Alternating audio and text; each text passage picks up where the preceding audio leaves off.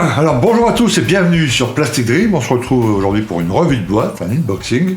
Alors, vous connaissez la règle, hein, si vous n'aimez pas les revues de boîte et les unboxings, eh ben, il ne faut pas regarder de vidéos d'unboxing ou de revue de boîte. Ça paraît bête, mais c'est une base que certains oublient. Voilà. Ils n'aiment pas les unboxings, ils n'aiment pas les revues de boîte, mais ils regardent une vidéo de revue de boîte et ils laissent un commentaire « Je n'aime pas les revues de boîte ». Voilà. Donc, ne regardez pas si vous n'appréciez pas. Ok, très bien. On va faire la revue de boîte aujourd'hui du Tyran 4 Shahrir. Alors, le Tyran 4, ce sont des T-54 qui ont été récupérés par l'armée israélienne. Des modifications, là en l'occurrence sur le Shahrir, c'est le canon. D'autres choses, hein, les extincteurs, l'armement, système infrarouge, les jupes, enfin... Ils ont changé quelques trucs, et puis ils ont renommé ça Tyran. Voilà. Donc les Tyran 4, c'est les T-54, les Tyran 5, c'est les T-55, le Tyran 6, c'est les T, devinez, 60, etc., etc. Ok, alors, Mini-Art, ils ont sorti une belle série là, de T-54, T-55, etc. Sur le forum, on a deux membres, Globule et Nico, qui aussi ont attaqué, alors pas le Tyran 4, mais le T-54 et le T-55. Et à juste titre, Globule disait, mais les boîtes il y a beaucoup trop de grappes, il y a beaucoup de grappes. Et bien effectivement, là je peux vous dire que rien que la boîte déjà, elle est extrêmement lourde. Et quand je la bouge, ça remue pas beaucoup. Alors on regarde les décos proposés.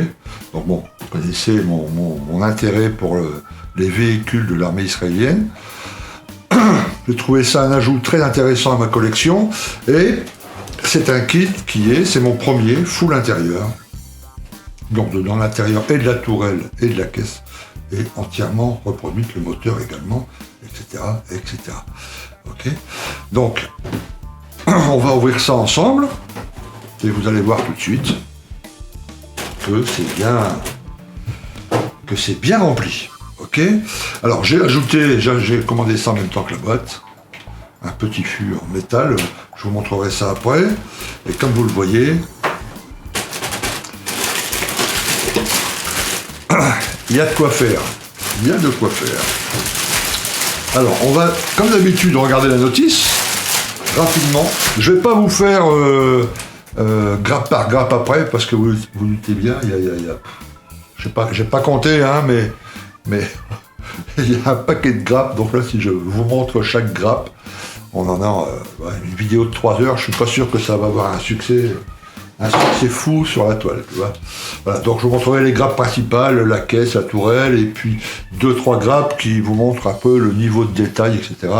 La planche d'écale, la planche autodécoupe, la grappe transparente, vous voyez, ce genre de choses. Ok, on va commencer par, la notice. Alors Mini-Art fait plutôt des belles notices, bien explicatives. Paul, alors le boss de Passion 132 m'a envoyé le catalogue là, 2020 de chez Mini-Art. Et c'est vrai que Mini-Art, à une époque, il y a une vingtaine d'années, ils avaient une petite réputation dans les décors du diorama. Pas tellement dans les kits. Leurs personnages, leur boîte de personnages était assez grossier. Bon. Et puis ils ont fait un bond en avant là, ces 5, 6, 7 dernières années, ce qui est assez impressionnant. Notamment dans leur char, je trouve que le T-54, T-55 sont super. Ils ont sorti un super Sherman aussi, qui fait référence maintenant. Et j'ai feuilleté leur catalogue là. Alors vous me direz, parce que certains m'ont dit, mais tu devrais faire une vidéo comme ça où on regarderait page par page. Tu vois, parce qu'il n'y a pas de copyright là-dessus. Tu vois, je suis pas comme les bouquins, je peux faire page par page, et puis expliquer un peu ce qu'est Mini-Art, d'où ça vient, tu vois, l'origine, machin, etc. Bon, dites-moi si ça vous intéresse. Là, il y a un paquet de trucs à regarder ensemble, ça pourrait être sympa, effectivement, et puis on pourrait regarder un peu ce que fait Mini-Art maintenant, mais ils font des trucs assez sympas. Ok. Alors, la notice du Tyran 4. Donc, on commence par les planches couleurs. Ok. Voilà, alors les références peinture, elles vont être après, j'imagine, quelque part par là. Non? Ou après, on gardera la fin. Mais je crois que c'est des références... On va essayer de les trouver. Non, bon, on trouvera ça après, ici, là, non. On va regarder après aussi, non. Alors, qu'est-ce que c'est comme référence de peinture? 10, 15, 9, ok d'accord, mais bon, on trouvera ça sans doute après sur le kit, là je ne les vois pas pour l'instant. Donc voilà toutes les grappes, vous voyez, il y en a un paquet. Hein. Il y en a un paquet, il y en a plein, tu vois, celle-là il y en a 10, celle-là il y en a 10, celle-là il y en a 2, il y en a 3. Donc ça fait vraiment un paquet de grappes, il va falloir être sacrément ordonné et numéroter les grappes avec un petit bout de bande cache pour les retrouver plus facilement. Comme disait Globule, effectivement, si vous avez un tout petit atelier, un tout petit espace de travail, il faut être très ordonné parce que ça ne va pas être évident à se repérer là-dedans. Hein. Ok, alors on attaque par le moteur. Donc les pièces, c'est des petits caractères, là vous voyez. Voilà, numéro de grappe, HB, numéro de la pièce, 23. Et en grisé, comme ça, encadré en gris, c'est la référence peinture qu'on va trouver quelque part après, j'imagine bien. Donc là, c'est le moteur donc, du T54, hein, du tir en 4. Et puis on attaque la caisse. On voit tout de suite que c'est extrêmement détaillé. Il va y avoir non seulement du boulot au montage, mais après à la peinture et au vieillissement, il y aura de quoi faire, il y aura de quoi se régaler, hein, vraiment.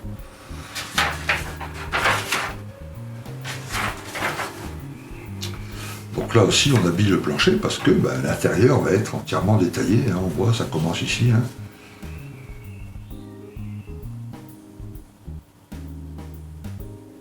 Donc voilà, les références peinture sont bien proposées partout. La mise en place du moteur. Donc là, ça vaudra le coup de laisser les trappes ouvertes, hein, évidemment. Caisse d'armement. Ouais, vous voyez, vraiment, tout l'intérieur est vraiment tout détaillé. Hein.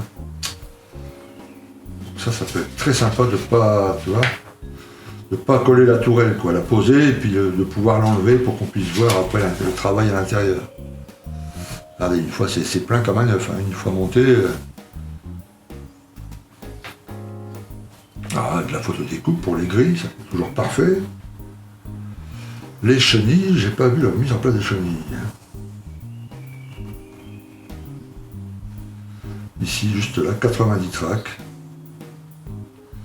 90 pièces de chaque côté. Ok.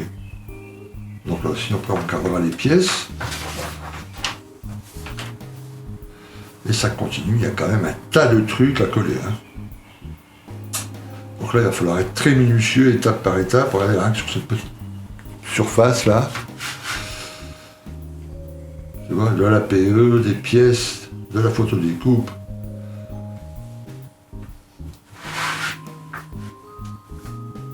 Alors les jerrycans, etc. Enfin les réservoirs essence, c'est ça, hein, de l'eau ou l'essence. Ouais. Mais attends, ça peut être l'essence, ça. Voilà, puis on attaque la tourelle, là aussi la tourelle est entièrement détaillée à l'intérieur. Le système de chargement canon. Qui est extrêmement détaillé, ça aussi ça serait bien de pouvoir peut-être un petit système pour que ces pièces-là soient simplement posées et pas collées. Qu'on puisse les retirer et puis voir l'intérieur de la tourelle. Ou avec un petit système de micro-aimant là. Moi c'est ça, c'est pour ça que j'ai pas fait beaucoup d'intérieur, c'est mon premier. Hein. Je me dis faire tout ce travail et après qu'on voit rien. Donc on pourrait monter un truc intérieur dans un atelier en réparation ou voilà. Ou ce système de ne pas coller la tourelle et puis de mettre tout le dessus là, ici, avec un système de micro-aimant. Ce qui fait qu'on puisse l'ouvrir et puis regarder ce qu'il y a à l'intérieur, quoi. Et sur la tourelle, il y a quand même pas mal de taf. Voilà, tu vois ça, ne pas coller là, tu vois. Et même les armements extérieurs, hein, tu vois, photo découpe, etc. Extrêmement détaillé, hein, je ne sais pas si vous voyez les. Voilà, on va regarder après le plastique ce que ça vaut, je pense que ça va être bien. Et puis là, la dernière version, IDF 1970. Alors c'est des chars qu'ils ont récupérés pendant la guerre des 6 jours, etc. Généralement des T-54 syriens. Ils en ont récupéré un paquet. Et ils sont devenus, comme je vous expliquais, les tirs en 4. Voilà, là aussi 70, là c'est 80, les années 80. Voilà, début 80, parce qu'ils ne sont pas restés. Ok. Belle notice, bien explicative. Enfin, vous voyez, il manque rien. Il va falloir vraiment faire attention et puis être très très très minutieux. Et dans ces phases de peinture, l'intérieur c'est un blanc cassé, je crois, mais peindre après toutes les petites pièces là au pinceau. Il y a du boulot, mais on peut faire vraiment un taf vraiment sympa. Hein. Ok, très bien. On va regarder maintenant les grappes. Alors on commence par les grappes qui sont... Il y a beaucoup de grappes identiques, hein. Ça il y a une quinzaine de grappes comme ça, et là, il y en a 3 ou 4 je crois. Oui, et puis ça aussi une quinzaine. Voilà, donc je vous en montre qu'une évidemment. Donc oui, il va falloir faire attention. Alors je fais gaffe parce que c'est le genre de kit, une fois que vous avez tout enlevé pour faire justement un unboxing, pour tout remettre après à l'identique dans la boîte et puis la ranger dans le stock, c'est compliqué. Parce qu'une fois que vous l'avez ouvert, on n'arrive plus à retrouver la place des grappes pour que la boîte puisse fermer. Ok, ben on voit tout de suite. Hein. Alors hop, hop, hop. Voilà, tu vois là, la gravure. C'est d'excellente facture. Hein. Regardez là les tours.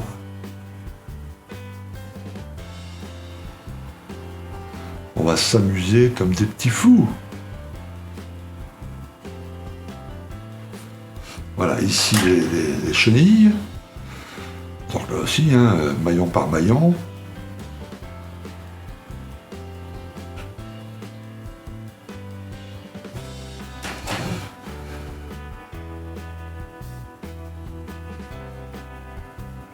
Alors là, j'arrive pas à voir. Est-ce que c'est du flash là-dedans ou est-ce que c'est une pièce?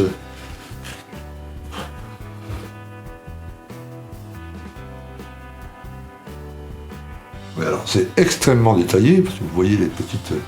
Je sais pas si on va le voir en vidéo, mais c'est vraiment, vraiment, vraiment détaillé. Là, il y a un petit peu de flash sur les trois, tu vois, à l'intérieur, les petites boules, là. Voilà. Ça sera enlevé, mais bon, ça pose pas de soucis. Alors ici, bon, on reconnaît une partie de la caisse, là. Là, une imitation tissu, enfin, tu vois, une couverture. Là aussi, la gravure est parfaite.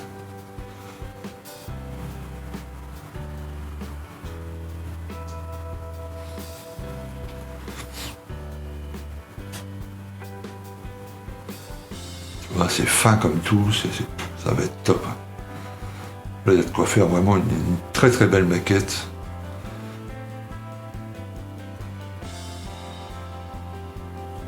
L'armement de bord ici. Là, une partie, tu vois, autour du fût, là, regarde. Une imitation de cuir. Il y a une grappe ici. Une partie du moteur. Voilà, les plaques, les gravures sont extrêmement fines, quoi. C'est vraiment top. Hein.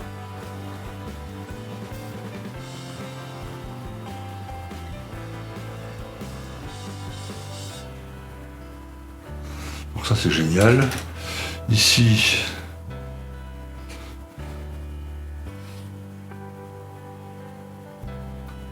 les grilles c'est impeccable, c'est vraiment top. Ils font des trucs franchement milliards sur leur série là, T54, tout ça, ils font quand même très fort. Alors ici on a, je vais vous dire des grappes, je vais vous montrer tout ça, hein. Regardez un peu le truc. Des grappes, il y en a un. Je peux pas dire que. Donc là il va falloir être vraiment, vraiment, vraiment ordonné.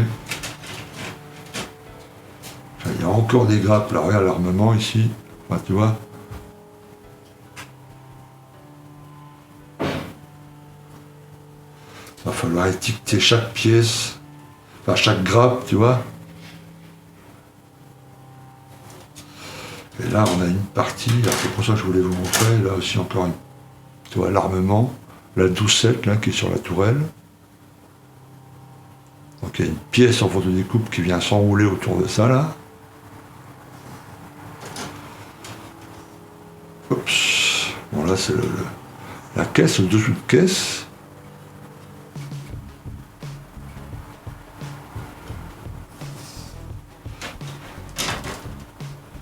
Oups. Regardez l'effet de métal sur la tourelle.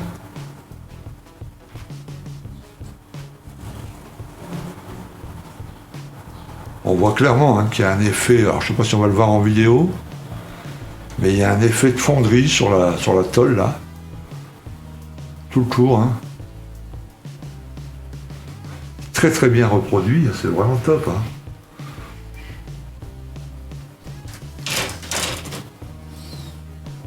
Et là, tu vois, le système... Là, pareil, il va falloir faire très attention. Hein. Non seulement le dégrappage, mais la mise en place, tu vois, c'est extrêmement fin. C'est la roue dentée qui fait tourner la tourelle. Ici, le canon d'origine, du tir en 4. Donc nous, on ne va pas l'utiliser parce qu'on a un canon spécial, le canon Charrir, justement. Canon de 105 mm, ça c'est un 100 mm. Le Charrir, le 105 mm Charrir, c'est une base d'un canon anglais, très réputé à l'époque et très performant. Donc ça, oula, pour ranger tout ça dans la boîte, je vous dis pas, ça va être quelque chose. Je le mettrai peut-être dans deux boîtes, hein, c'est pas un souci. Hein. Voilà. Surtout faire attention de pas abîmer les pièces, quoi. Donc on continue sur la caisse, là, il y a encore une roue dentée. Encore un fût. Peut-être le fût du T54 d'origine. Des caisses à munitions ici. On travaille sur le chargeur.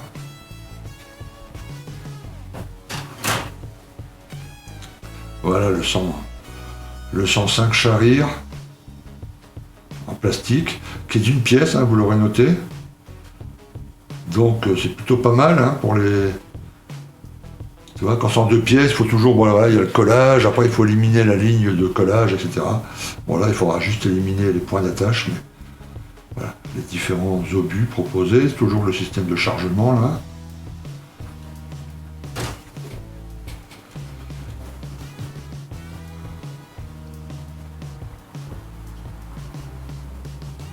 Alors, ouais, ça va être top. Mais bon, prévoyez un montage assez long tout de même. Hein.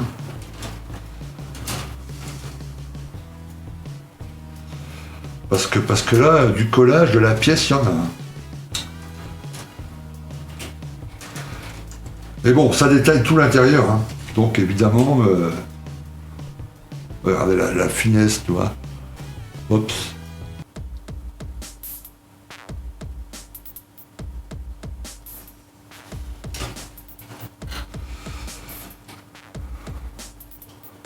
Là aussi, les bandes d'amour, là, tu as vu. Petite, voilà. Ouais, bon, pas grave, un petit bout de plastique.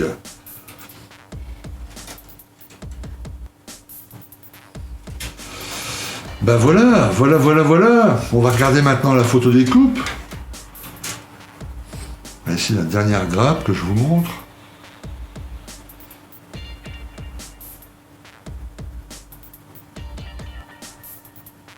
Assez impressionné. Hein. C'est quand même un sacré truc. Hein. Ok, alors je vais mettre ça de côté. Alors la grappe transparentée et décale. Oups, pardon. Je vais mettre du bon côté. Alors 2-3 grappes transparentes que je vais bien protéger. Les divers périscopes, etc. Bon là, rien à dire.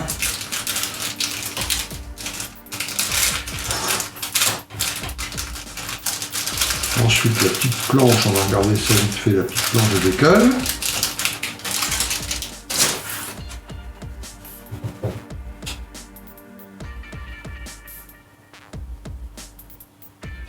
Ça a l'air très très fin, ça a l'air parfait. Hein. Tu vois, bon, ces signaux-là, on les fait à la bande cache, évidemment. Mais tout ça, là, ça laisse pas mal de possibilités. On va regarder la petite planche de photo découpe qui est dans une petite enveloppe. Voilà, donc les différentes grilles, elle est protégée par un film. Hein. Les différentes grilles, il y a plein de petits détails là. Ça va être assez sympa. Il y a même des petits papillons là, minuscules.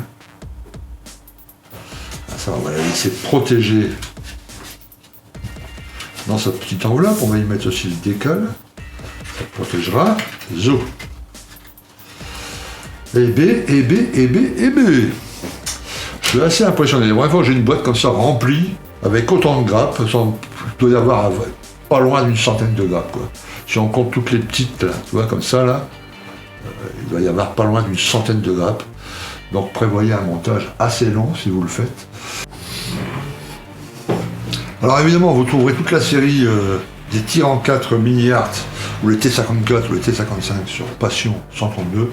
Ce sont des boîtes en moyenne autour d'une cinquantaine d'euros.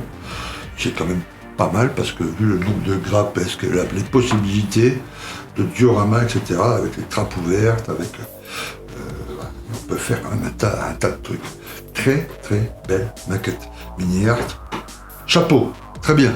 Merci de m'avoir suivi et je vous dis à très très bientôt pour une autre vidéo. A plus, ciao.